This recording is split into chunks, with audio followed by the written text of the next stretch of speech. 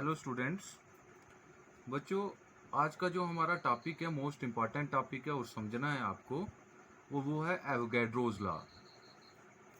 बच्चों, ये लॉ एक साइंटिस्ट ने दिया था, उसका नाम था एवोगैड्रो था। और ये लॉ क्या कहता है? ये लॉ कहता है, समझना है स्टेटमेंट को अच्छे से, कि इक्वल वॉल्यूम ऑफ गैसेस, ये गैसेस के बारे में लॉ है कि equal volume of gases contains equal number of molecules at constant temperature and pressure। ये कह रहा है कि मान लो हमारे पास कोई दो गैसेस हैं और उनकी वॉल्यूम जो है वो एक जैसी है। तो अगर उनकी वॉल्यूम एक जैसी है तो ये लॉ कहता है कि उनके अंदर नंबर ऑफ मॉलिक्यूल्स जो होंगे वो भी एक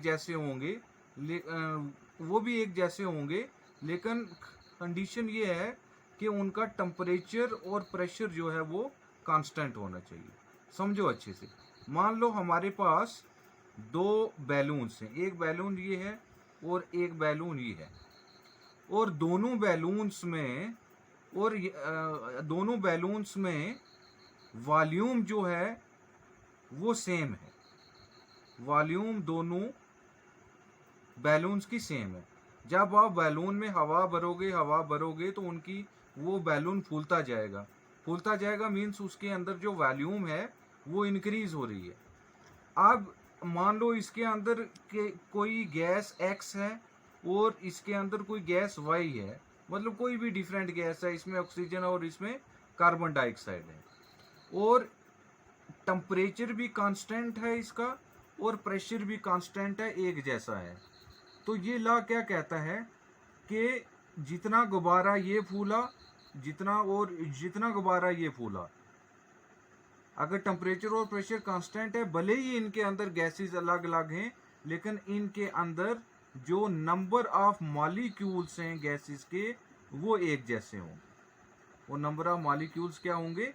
एक जैसे होंगे। बच्चे समझ गए आप कि इक्वल वॉल्यूम गैसेस की जो होती है, एक कांस्टेंट टेम्परेचर और प्रेशर पर उसके अंदर जो नंबर ऑफ मॉलिक्यूल्स जो होते हैं वो गैसेस के एक जैसे होते हैं। मान लो हमारे पास एक गैस है, ठीक है, हमारे पास क्या है? एक गैस है, और हमने टेम्परेचर और प्रेशर को एक जैसा रखा। उससे पहले एक चीज याद रख लो आप कि volume of gas is directly proportional to the number of molecules of gas। याद रखना, number of molecules of gas को हम नंबर ऑफ मोल्स भी कहते हैं। ये चीज भी मैं बताऊंगा कि मोल्स क्या होता है। मोल्स क्या हो गया? कि number of molecules of gas.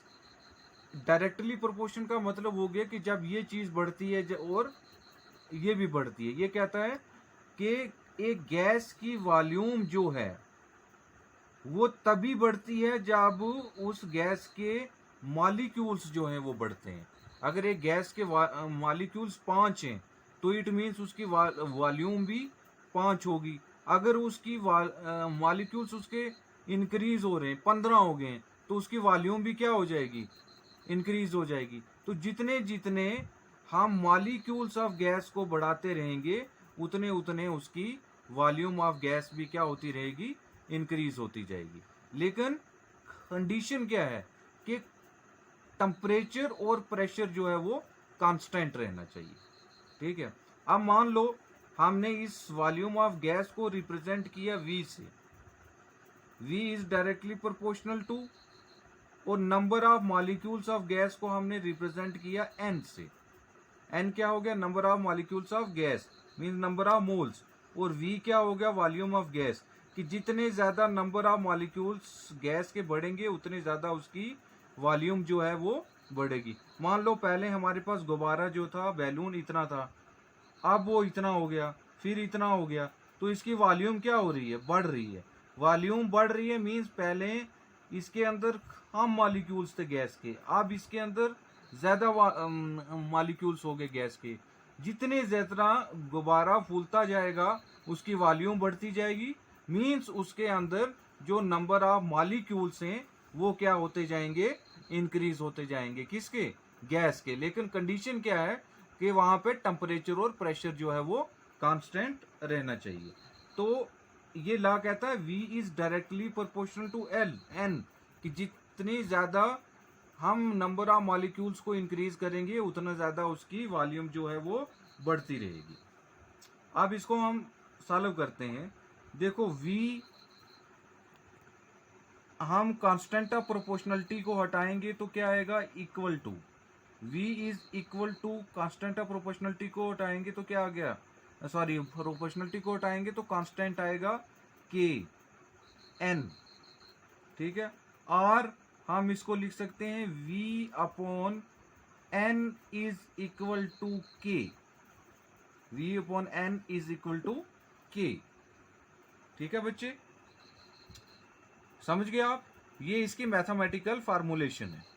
अब मैं एग्जांपल देता हूं। मान लो हमारे पास एक गैस ये है, एक गैस ये है बैलून में, ठीक है। दोनों की वॉल्यूम अगर सेम है तो इट मीन्स उनके और टेम्परेचर और प्रेशर भी कांस्टेंट है, तो इट मीन्स उसके अंदर भी उतने ही number of molecules of gas होंगे और इसके अंदर भी उतने ही number of molecules of gas होंगे।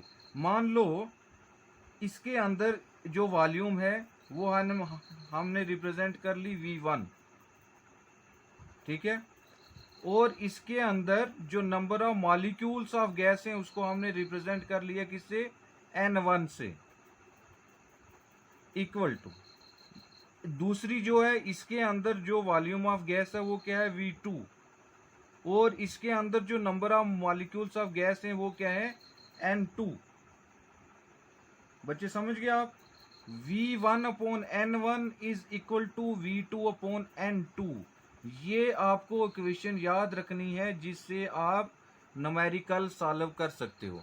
मींस आपको एक गैस की वॉल्यूम दी गई हो, उसके नंबर ऑफ मॉलिक्यूल्स भी दिए गए हों, दूसरी गैस के नंबर ऑफ मॉलिक्यूल्स दिए गए हों और आपको उसकी वॉल्यूम निकालनी है, तो आप ये इक्वेशन लगाकर आप उसको फाइंड कर सकते हो। मान लो इनमें से कोई तीन चीजें दी गई हैं, चौथी चीज नहीं दी गई है, तो आप उसको इस फार्मूला से फाइंड कर सकते हो। तो ये फार्मूला हमें कहां से निकला, ये फार्मूला हमें एवोगैड्रो लॉ से निकला, क्योंकि एवोगैड्रो लॉ क्या कहता है, एवोगैड्रो लॉ कहता है कि at constant temperature and pressure the volume of gases contains equal number of molecules, ठीक है। तो इसके बेस पे मैंने एक न्यूमेरिकल जो है वो आपको भेजा है, वो आपने सॉल्व करना है, ठीक है। आई होप आप समझ गए होंगे। अब इसी के साथ में एक वर्ड आया था हमारा क्या, नंबर ऑफ मोल्स। तो नंबर ऑफ मोल्स जो है वो आपको समझना है कि नंबर ऑफ मोल्स क्या होता है। नंबर ऑफ मोल्स हो गया बच्चे नंबर ऑफ मॉलिक्यूल्स, और नंबर मोल्स क्या हो गया, मोल्स हो गया नंबर ऑफ मॉलिक्यूल्स।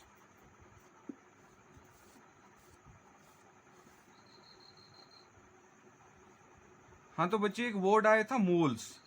मोल्स क्या होता है, मोल्स हो गया नंबर ऑफ मॉलिक्यूल्स और उसको हम रिप्रेजेंट करते हैं स्मॉल n से, ठीक है।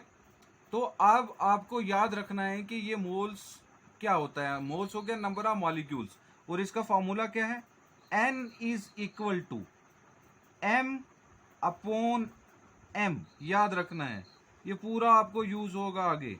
n is equal to m, m क्या होता है, small m, that is the mass given of the gas, कि जो मास दिया होता है, और कैपिटल M होता है molecular mass of the gas, molecular mass of the gas, ठीक है। Mass given upon molecular mass of the gas. जब हम ये निकालेंगे तो हम फाइंड कर लेंगे कि उसके अंदर नंबर ऑफ मॉलिक्यूल्स कितने हैं, मतलब मोल्स कितने हैं, नंबर ऑफ मोल्स कितने हैं। मान लो आपके पास कोई कहता है कि आपको 6 ग्राम कार्बन डाइऑक्साइड के मॉलिक्यूल्स निकालने हैं, कि 6 ग्राम कार्बन डाइऑक्साइड के अंदर कितने मॉलिक्यूल्स हैं, कितने नंबर ऑफ मोल्स हैं। ठीक है, तो आप कैसे निकालोगे शाबाश, क्या फार्मूला है, n is equal to M upon N. n is equal to m क्या है, मास गिवन, किसका मास, कार्बन डाइऑक्साइड का मास कितना दिया हुआ है 6 अपॉन मॉलिक्यूलर मास। तो मॉलिक्यूलर मास मैंने आपको पहले ही बताया है, फाइंड करना होता है आपको। शाबाश, मॉलिक्यूलर मास आप कैसे फाइंड करते हैं, मैंने इससे पहले बताया कि कार्बन का एटॉमिक मास क्या है, कार्बन का एटॉमिक मास है 12 प्लस ऑक्सीजन का क्या है 16, और हैं कितने ऑक्सीजन यहाँ पे 2, तो कितना हो गया 12 प्लस 16 इंटू 2 32। जब हम इनको कैलकुलेट करेंगे तो क्या आएगा 44 ग्राम्स। तो आप 6 डिवाइडेड बाई 44 करेंगे तो जो आपके पास आंसर निकलेगा वो आएगा आपके पास नंबर ऑफ मोल्स। तो ये फार्मूला आपको याद रखना है, m is the mass given and m is the molecular mass. ठीक है, कि जब आपको कि कोई भी सब्सटेंस, कोई भी गैस, कोई भी सॉलिड दिया होता है और उसमें उसका मास गिवन होता है, तो आपको उसके अंदर नंबर ऑफ मोल्स निकालने हैं। तो आप उसके नंबर ऑफ मोल्स इस फार्मूला से फाइंड कर सकते हो। जो मास गिवन होता है उसको आपने डिवाइड करना है उसके मॉलिक्यूलर मास से। ठीक है, तो आप जब उसके मॉलिक्यूलर मास से उसको डिवाइड करोगे तो आपके पास नंबर ऑफ मोल्स जो है वो फाइंड होगा। आई होप आप इसको मोल्स को समझ गए होंगे। तो हम डिस्कस कर रहे थे एवोगैड्रोस लॉ। तो एवोगैड्रोस लॉ का हमने एंड पे क्या निकाला बच्चे कि V1 upon N1 is equal to V2 upon N2। मान लो आपके पास दिया होता है एक गैस, उसकी वॉल्यूम दी गई होती है और उसका क्या दिया गया होता है, नंबर ऑफ मोल्स दिया होता है, और फिर कहते हैं कि उसी की तरह एक दूसरी गैस है कि उसका वॉल्यूम इतना है, तो बताओ उसका नंबर ऑफ मोल्स निकालो। तो आप इन तीनों की वैल्यू पुट करोगे तो आप उसका नंबर ऑफ मोल्स जो है वो फाइंड कर सकते हो। तो बच्चे ये न्यूमेरिकल एवोगैड्रो लॉ पे मैंने सॉल्व करके आपको मैंने सेंड करूँगा मैं ग्रुप में, आपको वो सॉल्व करना है। तो ये आपके पास जो है न्यूमेरिकल हमने फाइंड करने हैं। तो हम वीडियो लेक्चर में ज़्यादा न्यूमेरिकल जो है वो सॉल्व नहीं कर सकते हैं। तो आपको ऑलमोस्ट 5 और 6 पेज जो हैं वो अपनी नोटबुक पे छोड़ देने हैं। जब हमारी ऑफलाइन क्लासेस होंगी तब हम क्या करेंगे, न्यूमेरिकल्स जो हैं वो सॉल्व करेंगे, क्योंकि यहाँ से आप अच्छे से न्यूमेरिकल को समझ नहीं पाएंगे। आपको 5 या 6 पेज छोड़ देने हैं। तो फर्स्ट यूनिट के जितने भी न्यूमेरिकल हैं हम ऑफलाइन क्लासेस में सॉल्व करेंगे। तो कल से हम क्या करेंगे, अपना सेकंड यूनिट जो कि बेसिक केमिस्ट्री का आपको पढ़ना है, वो एटॉमिक स्ट्रक्चर, वो हम स्टार्ट करेंगे। Thank you.